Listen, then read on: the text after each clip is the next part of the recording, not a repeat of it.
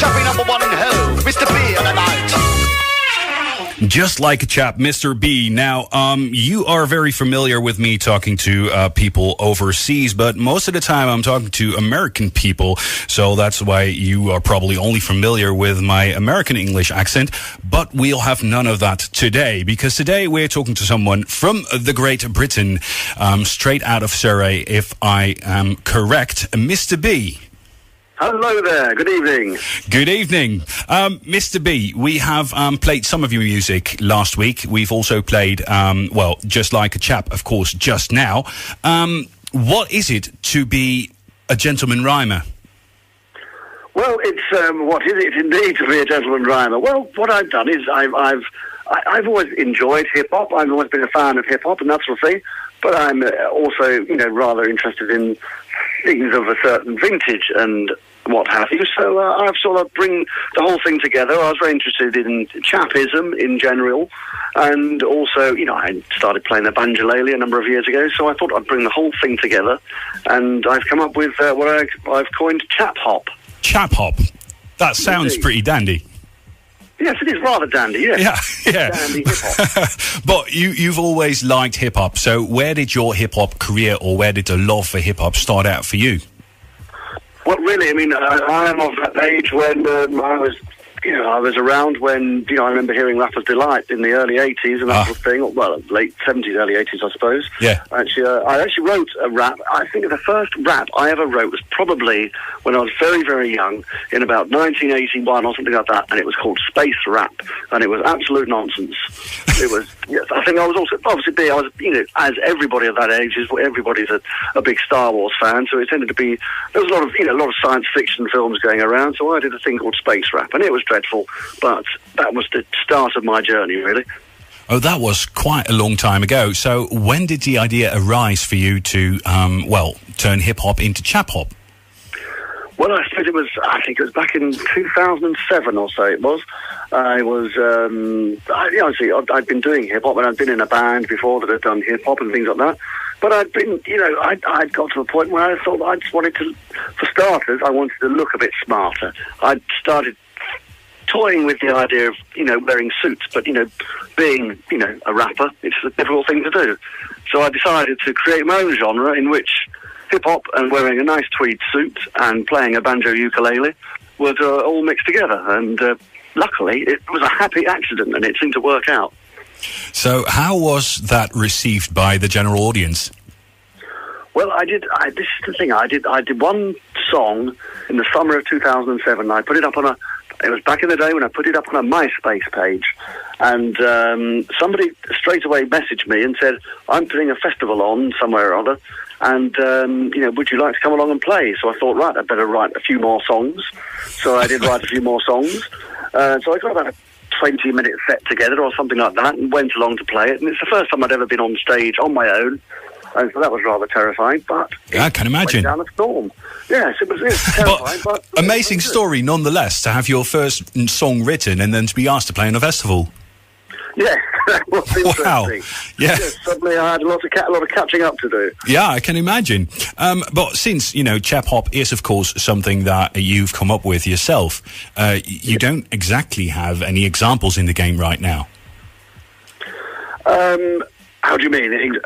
Well, I mean, there's a lot of rappers coming out trying to be a gangster rapper, so they can have idols like, Ice Cube, NWA, Ice-T, and, follow in their footsteps. But you haven't got, any examples when it comes to Chap-Hop. So where do you derive your lyrics from? Well, from me, it's from, obviously, all hip-hop is from life experience, generally speaking. The people come from life experience, but I think there are examples like there are people, back in the day, whereas, people like Ronald Frankow, who's an old music hall comedian and briefly for a film star, people like Noel Coward, was effectively, a lot of his songs, if you listen to them, they've got a slightly rapping element, they're speaking in rhyme and in rhythm and rhyme over music and that sort of thing. Even Dame Edith Sitwell, who was an old poetess from the United Kingdom, from the 20s, I think it was. There's a thing that she did called Facade, which actually sounded very hip-hop-ish. But it was over sort of classical music. It was over an orchestra, a small orchestra, and but there are bits of it that are really, really quite rappy, as it were. So there was lots. I thought I'd just bring a lot of these influences together. But then again, of course, I'm a fan of hip hop's numerous golden ages from way back with, Paul Herc and Grandmaster Flash and people like that. Then on to things like Public Enemy, LL Cool J, and the early Def Jam era, right through and then the early '90s. A lot of that, that sort of third golden age, if it were.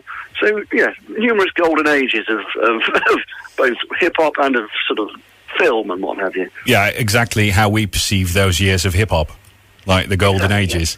Absolutely.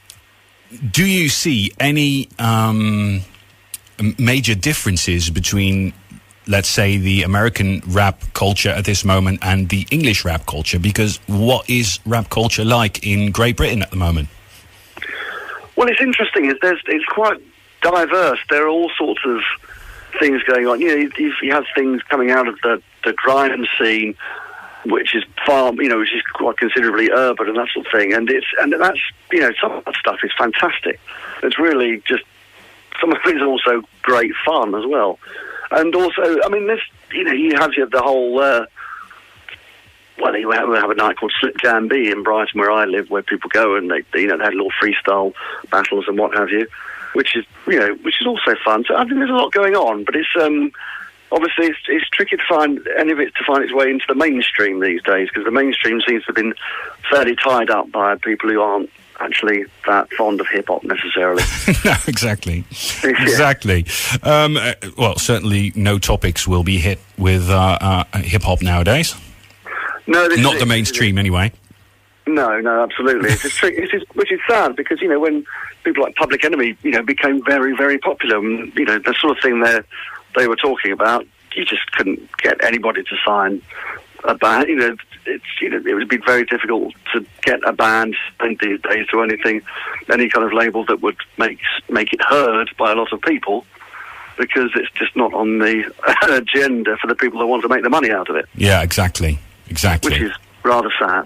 Yeah, because that's how it started out. Absolutely, yes. So you have to go and search things out now. Yeah. Which is good.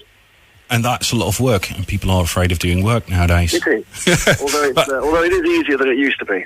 True, that is. Anyway. You do have the internet, so everything's there. Yeah. But you just there's so much to get through, though. Yeah, it is. Yeah. All of that put aside, what is happening in the life of Mr. B right now, and what can we expect in the near future?